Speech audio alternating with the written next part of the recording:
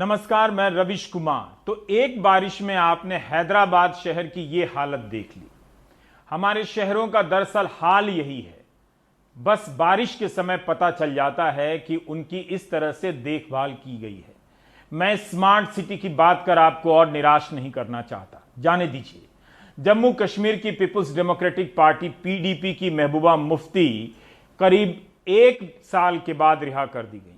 5 अगस्त 2019 को जब धारा 370 हटाई गई थी और जम्मू कश्मीर का दर्जा राज्य से केंद्र शासित प्रदेश कर दिया गया था, उस दिन राज्य के कई नेताओं को पहले हिरासत में लिया गया, फिर पब्लिक सेफ्टी एक्ट के तहत नजरबंद कर दिया गया। फारूक अब्दुल्ला, उमर अब्दुल्ला, उनको छोड़ें। सैफुद्दीन सोज, महबूबा मुफ्ती, सज्जाद लोन सहित कई नेताओं को लंबे समय के लिए नजरबंद कर दिया गया। हर 3 महीने पर नजरबंदी की मियाद बढ़ा दी जाती रही। फिर 13 मार्च को अब्दुल्ला और सितंबर के महीने में 82 वर्षीय सोज रिहा हो गए। 82 साल के सोज के बाहर रहने से शांति व्यवस्था को क्या खतरा हो सकता था?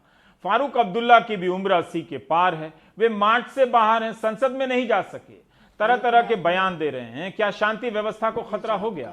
लेकिन इसके नाम पर एक लोकतांत्रिक देश के राजनेताओं को नजरबंद कर दिया गया। आप अतीत के ऐसे उदाहरण ढूंढ सकते हैं, मगर याद रखिए, इन सभी का उदाहरण भी एक दिन अतीत बनेगा। जब भी दुनिया में कोई लोकतंत्र और संविधानवाद का दंभ भरेगा, ऐसे उदाहरणों से शर्मिंदा होगा। किसी के दबदबे और तमाम धाराएं लगाकर बंद कर दिए जाने के डर से लोग भले न सवाल करें, लेकिन यह सही है कि 82 साल के सैफुद्दीन सोज महीनों से नजरबंद थे और सरकार सुप्रीम कोर्ट में कह रही थी कि उन्हें गिरफ्तार नहीं किया गया है। आखिर यह कौन सा फैसला था जिसके लिए झूठ का सहारा लिया जाता रहा? सुप्रीम कोर्ट ने फरवरी महीने में जम्मू कश्मीर प्रशासन से कहा था कि महबूबा मुफ्ती के मामले में जवाब दायर करे। 7 महीने बीत गए, प्रशासन ने जवाब तक दायर नहीं किया। हिंदी प्रदेशों में इस बात की विस्तृत सूचनाएं ही नहीं पहुंची कि क्यों ऐसा हुआ, ऐसा क्या हासिल कर लिया गया इससे। कश्मीर का मसला जितना कश्मीर के लिए नहीं होता है, उतना यूपी और बिहार के लिए होता है। हम अभी तक आधिकारिक तौर पर नहीं जानते कि धारा 370 हटाने के बाद कितने राजनेता नजरबंद किए गए, कहां कहां की जेलों में बंद किए गए। 18 अगस्त 2019 के हिंदू अखबार की खबर है कि 4000 गिरफ्तार हुए हैं। 5 सितंबर 2019 के इंडियन एक्सप्रेस की खबर है कि 5 अगस्त से पब्लिक सेफ्टी एक्ट के तहत 290 लोग बंद किए गए हैं। नवंबर 2019 की वायर की खबर है कि केंद्र ने कहा है कि अगस्त के बाद से 5161 लोगों को हिरासत में लिया गया है। नवंबर 2019 में द प्रिंट की खबर है कि 177 नेताओं में से सिर्फ एक बीजेपी का है जिसे नजरबंद किया गया। 1 जनवरी 2020 की इंडियन एक्सप्रेस की खबर है कि 2019 में 600 से ज्यादा लोगों पर पब्लिक सेफ्टी एक्ट लगाया गया, यानी अलग अलग संख्या है। यह सवाल अभी तक अनुत्तरित है कि कश्मीर के नेताओं को क्यों कई महीनों तक हिरासत में रखा गया। सरकार कई मौकों पर क्यों कहती रही कि उन्हें हिरासत में नहीं लिया है। एक नया दल बना या बनवा दिया गया, पुराने नेताओं को जेल में रखा गया और उनके जेल में रहते हुए राज्य में पंचायत चुनाव कराए गए। क्या देश को मालूम है कि उन पंचायत चुनावों से कौन सा लक्ष्य हासिल कर लिया गया? 5 अगस्त के बाद 50,000 नौकरियां देने का वादा हुआ था राज्य में। इनमें से 5 नौकरियां भी दी गई हैं या नहीं, किसी को पता नहीं। जम्मू कश्मीर प्रशासन ही बता सकता है। फ्लैशबैक में चलिए। धारा 370 हटने के बाद विपक्षी नेताओं का प्रतिनिधिमंडल राज्य के हालात का जायजा लेना चाहता था, लेकिन उन्हें एयरपोर्ट से लौटा दिया गया। यह खबर देश के कितने अखबारों में प्रमुखता से छपी थी, आप दर्शकों को फ्लैशबैक में जाकर सर्च करना चाहिए। भारत की जनता के चुने हुए ये प्रतिनिधि जम्मू कश्मीर राज्य का और अब केंद्र शासित प्रदेश का दौरा नहीं कर सके। वही तर्क दिए जाते रहे जिस तर्क से हाथरस से विपक्ष को लौटाया जा रहा था और सांसदों को धक्का मारकर गिराया जा रहा था कि शांति व्यवस्था को खतरा है।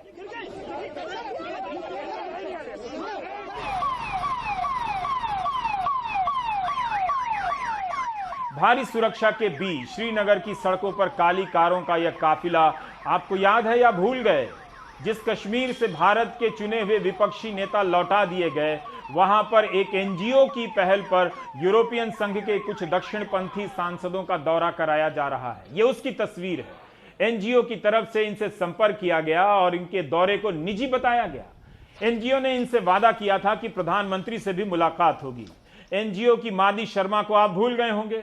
खुद को इंटरनेशनल बिजनेस ब्रोकर बताने वाली यह महिला कश्मीर के मामले में किसके कहने पर पहल कर रही थी और प्रधानमंत्री के साथ तस्वीर में कैसे है, उस वक्त सवाल उठा था, मगर गोदी मीडिया की मदद से लोगों तक पहुंचने नहीं दिया गया। कश्मीर में क्या हुआ है, इस बारे में सरकार के ही पक्ष को ना भूतो ना भविष्यति मान लेने का चलन हो गया है।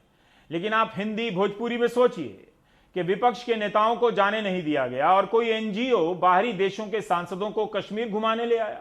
उससे क्या हुआ, क्या आपको कभी बताया गया? जल्दी ही आप एक परिवर्तन देखेंगे। गोदी मीडिया के पास सुशांत सिंह राजपूत का टॉपिक अब खत्म हो रहा है। 3 महीना कट गया उनका। अगले 3 महीने में कश्मीर फिर से नेशनल सिलेबस का टॉपिक बनने वाला है। याद रखिएगा मेरी बात। आप बेरोजगारी और अर्थव्यवस्था और कोरोना को लेकर बहस का इंतजार करते रह जाएंगे। बहरहाल नजीर की यह रिपोर्ट देखिए, महबूबा मुफ्ती रिहा हो गई हैं।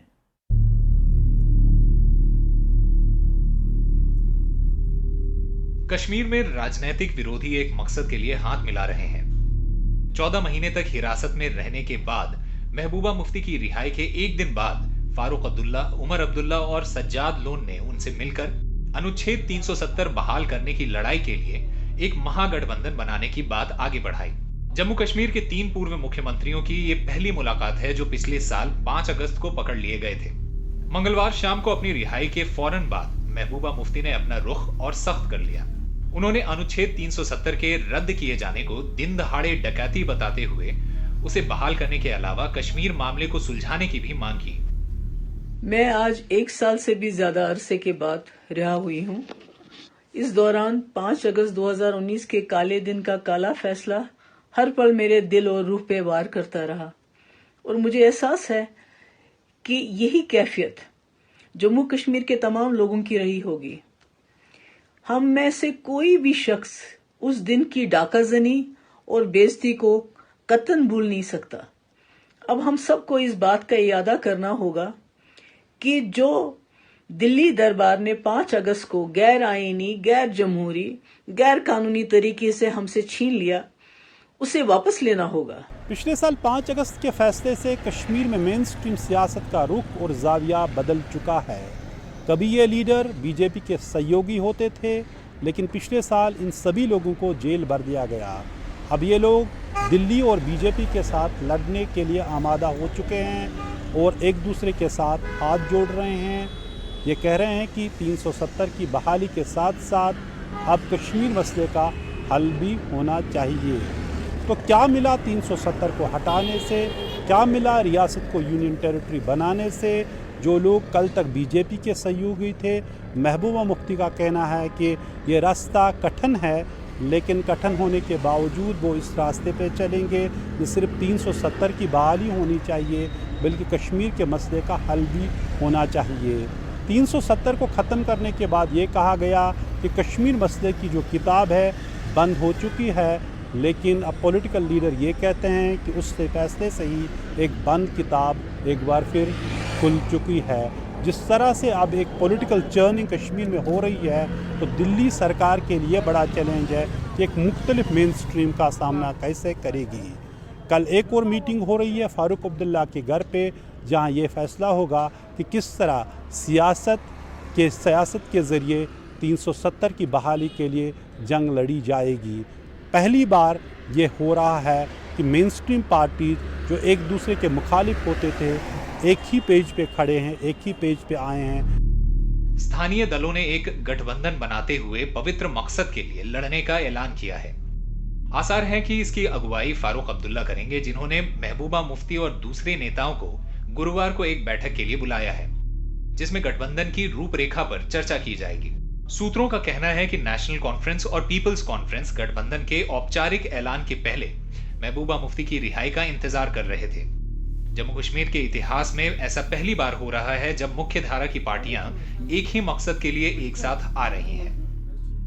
महबूबा मुफ्ती साहिबा से गुजारिश की है कि कल अगर वो 4 बजे इनके घर पे तशरीफ लाएं तो बाकी तमाम गुपकार डिक्लेरेशन पे दस्तखत करने वाले जो पार्टी हैं और जो लीडर हैं, उन सबको कल जनाब फारूक साहब 4 बजे दावत देंगे। हमने कहा कि ये एक वेलकम स्टेप है, क्योंकि आगे जो इकदाम उठने हैं उसमें महबूबा मुफ्ती का छूट जाना, घर से बाहर आना यहाँ की हेल्दी डेमोक्रेसी के लिए बहुत जरूरी था। पिछले साल अनुच्छेद 370 को रद्द करने के फैसले से एक दिन पहले इन सभी दलों ने गुपकर घोषणा का प्रस्ताव पारित किया था, जिसका मकसद जम्मू कश्मीर के विशेष दर्जे की हिफाजत करना था।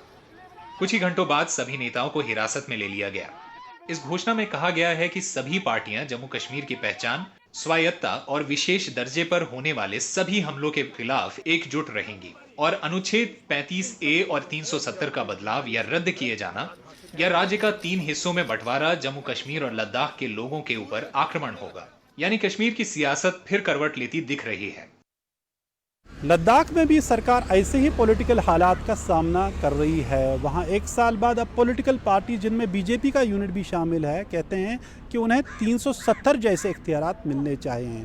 वहाँ बाहर का आदमी कोई ज़मीन न खरीद सके, वहाँ उसको नौकरी भी नहीं मिलनी चाहिए। लेकिन वहाँ लग रहा है कि बीजेपी शायद उस पर राज़ी है।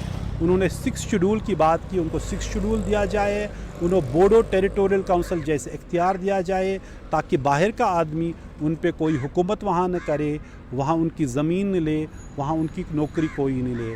कुल मिला के जो 5 अगस्त का फ़ैसला है, बीजेपी ने उसूली तौर उससे लद्दाख में दूसरे तरीके से ख़त्म करने की बात मान ली है।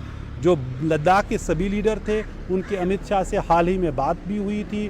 उन्होंने वहाँ लोकल जो हिल काउंसिल के इलेक्शन थे, उनके बाइकाट की बात की थी, लेकिन उन्होंने अमित शाह ने उनको फ़ौरन दिल्ली बुलाया और इस बात पे उनको मनवाया कि आपकी बात मानी जाएगी, लेकिन आप इलेक्शन में हिस्सा लें। और उसके बाद अब ये देख रहे हैं कि कश्मीर में भी यहाँ जो पॉलिटिकल ग्रुप्स का एक अलायंस बन रहा है, ताकि दिल्ली को मजबूर किया जाए।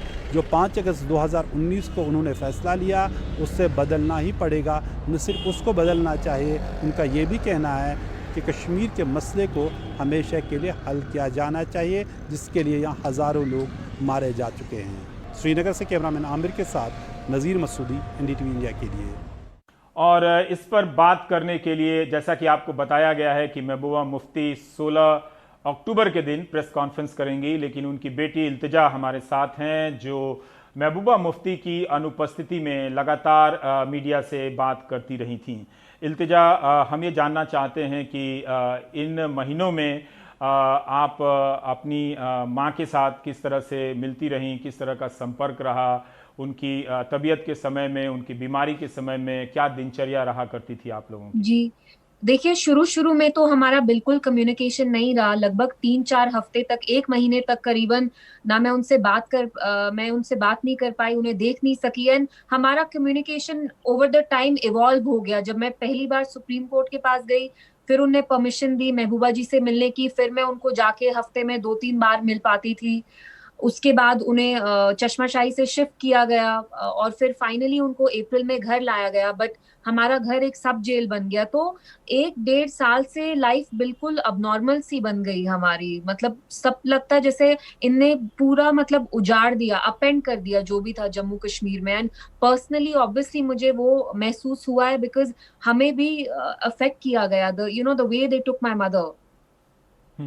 पर इल्तिजा, हम जानना चाहते हैं कि आप सुप्रीम कोर्ट भी गई थीं और वहाँ आपने ये कहा था कि जो आरोप लगाए गए हैं, जो डॉसियर दिए गए हैं, वो बहुत ही बेबुनियाद बातें हैं, बेतुकी बातें हैं। वो उस केस के बारे में और इस डॉसियर के बारे में आप हमारे दर्शकों को बता सकती हैं, जिससे वो समझ सकें कि क्यों सरकार के नज़रिए से ये ज़रूरी बताया जा रहा था कि सारे जो अभी तक जिनके साथ सरकार मिलकर, केंद्र की सरकार मिलकर वहाँ पर महबूबा मुफ्ती को मुख्यमंत्री बना रही थी और वो दोबारा बन जाए, तो इसके लिए सरकार के लोग इंतज़ार कर रहे थे। अखबारों में सरकार के लोग आर्टिकल लिख रहे थे कि महबूबा के साथ सरकार बनाना वहाँ एक मास्टर स्ट्रोक है। फिर वो महबूबा मुफ्ती क्यों नजरबंद के लायक बना दी जाती हैं? देखिए, इस करंट एटमॉस्फेयर में जब आप बीजेपी के साथ जाते हैं, फिर आप नीतीश कुमार जी हो, आपकी फैमिली पार्टी का फ्लैग ग्रीन क्यों ना हो, आपको एंटी नेशनल नहीं करार किया जाएगा। लेकिन जब महबूबा जी और ये पीडीपी और बीजेपी की सरकार थी तो ये एक इनको प्रोजेक्ट किया जाता था कि ये फेमिनिस्ट आइकॉन है and she is someone who should be looked up to, all women should look up to हर।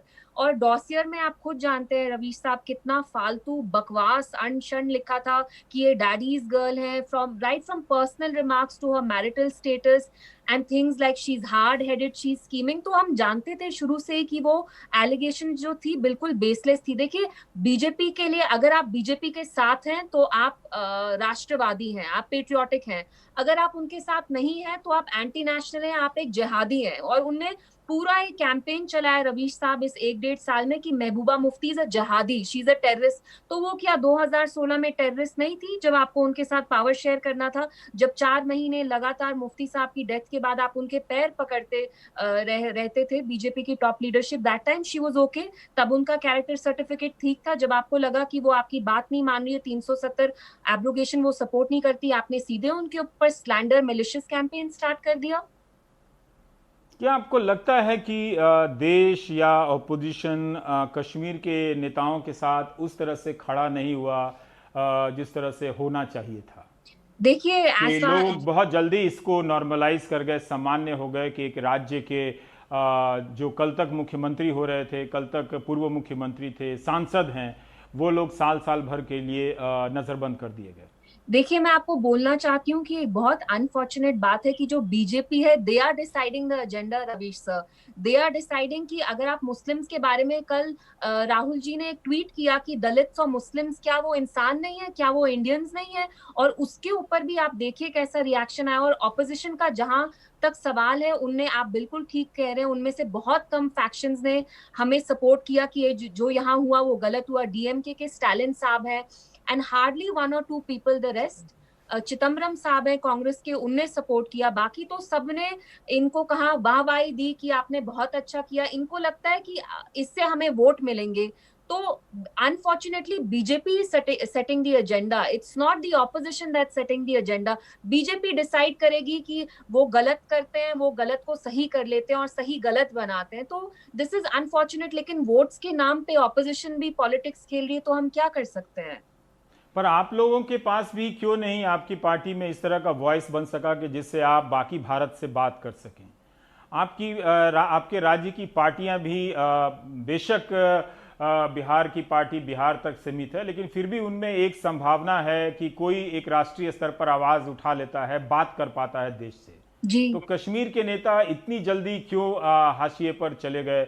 उनके पास ये आवाज क्यों नहीं थी? रवीश साहब, मैं आपको बताना चाहूंगी, पिछले 1.5 साल से जब से बीजेपी का दूसरा मैंडेट उन्हें इतना स्ट्रांग मिला है, आप देखिए मीडिया है, इंस्टीट्यूशंस है, सारे they are being used to demonize Kashmiris. आप मेन स्ट्रीम मीडिया का ही हाल देख लीजिए, जो भी है चैनल्स है, रिपब्लिक है, टाइम्स नाउ है, कश्मीरी नेताओं को छोड़ दीजिए, all Kashmiris are either stone pelters और टेररिस्ट। तो जब यहाँ के लोग आवाज अपनी ऊंची उठाते भी हैं, रवीश सर, मैंने तो बात की है ना 2019 से, जब से अगस्त में हुआ, आप देखिए कि कैसे लोग कितनी बेहुदा वल्गर चीजें बोलते हैं। मुझे मतलब सिंपैथी नहीं रही है, क्योंकि ये जो सरकार है उनने ऐसा प्रोजेक्ट किया है कि जो यहाँ के लोग हैं उनको मजा चखाने की जरूरत है, उनको आप सबक सिखाओ। तो जब भी यहाँ के लोग बात भी करते हैं ना सर, तो हमारे साथ बहुत कम लोग हमदर्दी जताते हैं। It's a very sad thing. आप यहाँ का स्टेट चाहते हैं, रिसोर्सेज चाहते हैं, उनको आप हड़पना चाहते हैं। यहाँ के लोग जो है उनके लिए आपके पास बस नफरत है, कंटेम्प्ट है।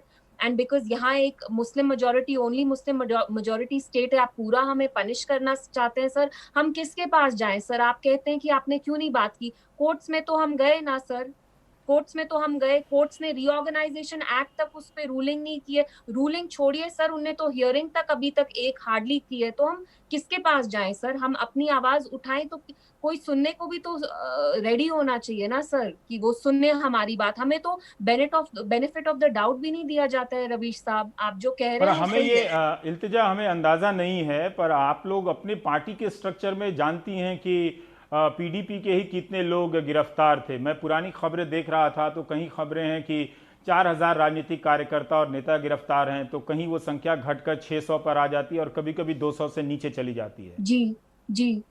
तो मतलब आपका सवाल क्या है? मैं ये जानना चाहता हूं कि क्या आपकी पार्टी में क्या हर कोई गिरफ्तार कर लिया गया था, नजरबंद कर लिया गया था, या चुने हुए कुछ लोग ही नजरबंद किए गए? जी बिल्कुल नहीं रवीश साहब, आप मेरी महबूबा जी की पार्टी का छोड़िए, यहाँ हर एक जमात का जो बंदा था वो बंद था, और जो बंद नहीं था जेल में सर, उनको अंडर इलीगल हाउस अरेस्ट रखा था। आपने खुद देखा यहाँ कितनी मुश्किल से जो पीडीपी के लोग हैं वो पिछले महीने sir, after almost 12 months they stepped out of their homes. तो ऐसी बात नहीं है सर, यहाँ पे जो पूरा गैर कानूनी चल रहा है। हम क्या करें सर, जब आपकी गवर्नमेंट है, उनकी ब्रूट मेजोरिटी है, वो इतने गैर कानूनी काम कर रहे हैं, बंद कर दिया आपको, अपना घर आपका जेल बन गया है, तो आप कहाँ निकले सर? पीडीपी के जो बचे चुने लोग थे उनको ले लिया गया, तीसरी पार्टी बना दी, उनको भी ब्लैकमेल किया गया, फिर जाके उनको एक एक करके निकाला। पहले उनसे पूछा जाता था कि आपका क्या है, 370 पे क्या थॉट्स है, अगर आप इनको एब्रोगेशन को सपोर्ट करेंगे फिर ही हम आपको रिहाई करेंगे। तो सर यहाँ बहुत ज्यादा वो डर और सप्रेशन का इन्हें माहौल कर दिया है, जहाँ पे all the main stream, almost all of them were under detention until about a month ago. पर इल्तिजा, ये भी कहा जाता था कि आप जम्मू कश्मीर के नेता बहुत ज़्यादा भ्रष्ट हो गए हैं, तो मुझे तो लगता था कि ये कितनी अच्छी बात है कि बाकी भारत के नेता कम से कम ईमानदार हैं 100%।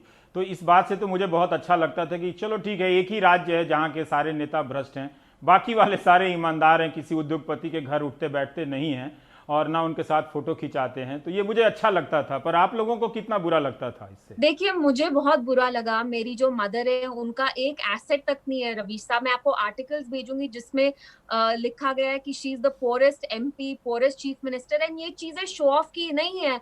आप आप करप्ट नहीं है।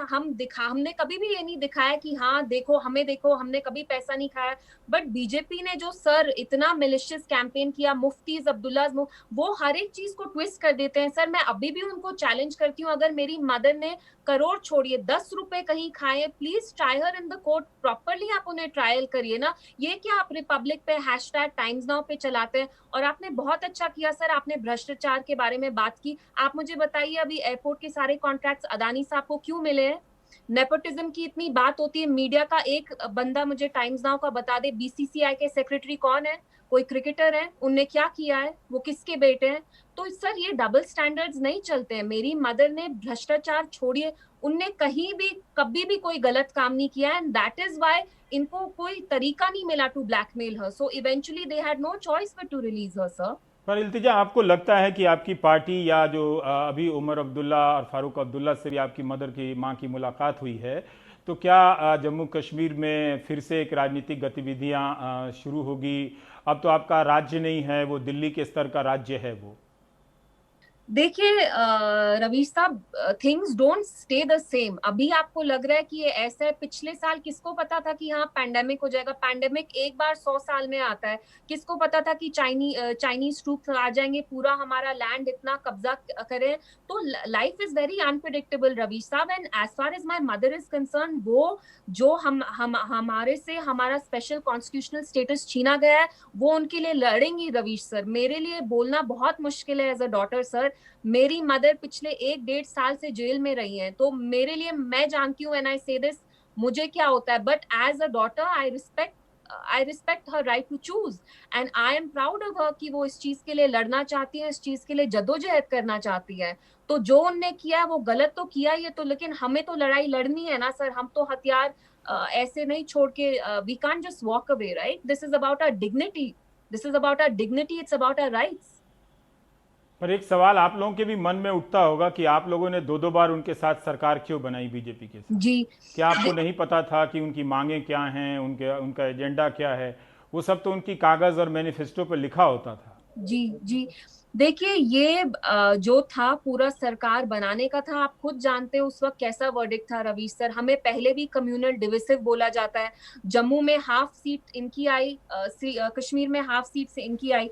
मानिए हम इनके साथ नहीं गए होते, सबसे पहले तो मीडिया ही हमें कम्युनल कहती कि आपने कैसे रिजेक्ट कर दिया, इतना फ्रैक्चर्ड मैंडेट था। देखिए सर, हमारा इंटेंशन, इनका साफ इंटेंशन था। मुफ्ती साहब ने जब इनके साथ सरकार बनाई, इनको 4 महीने लगे एजेंडा ऑफ अलायंस बनाने के लिए।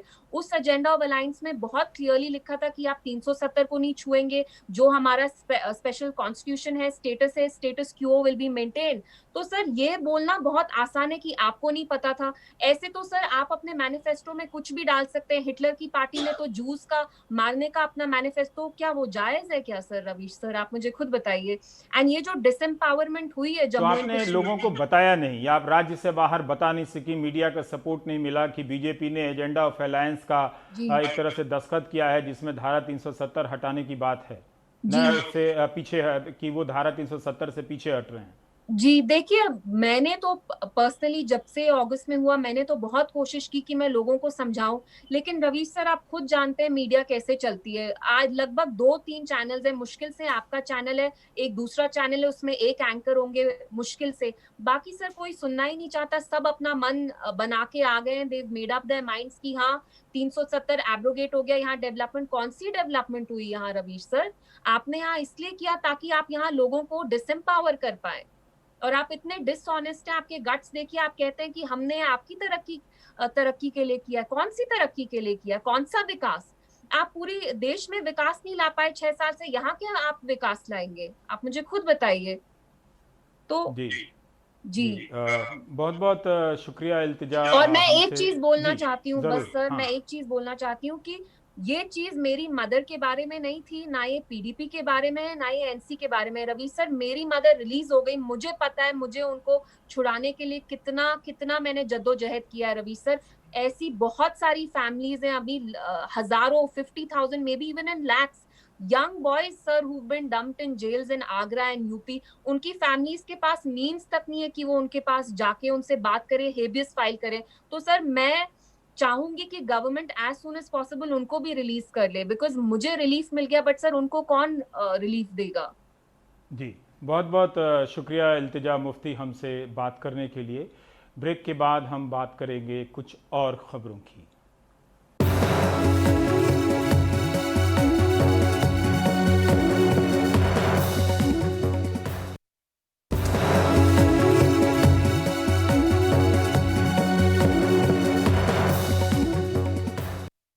ओलंपिक हो या फुटबॉल या हॉकी का वर्ल्ड कप, जब जब ये होते हैं तो हम सब ये रोना रोते हैं कि 1.25 अरब के देश में मुट्ठी भर भी ऐसे खिलाड़ी नहीं जिन पर देश नाज कर सके। लेकिन फिर सब भूल जाते हैं। आंखें खुली रखें तो नजर आएगा कि खेलने का शौक और जज्बा रखने वालों को महज खेलने के लिए कितने पापड़ बेलने पड़ते हैं। स्टेडियमों का हाल बुरा है, मैदान गायब होते जा रहे हैं और सुविधाएं है ही नहीं। करनाल की ये रिपोर्ट देखिए।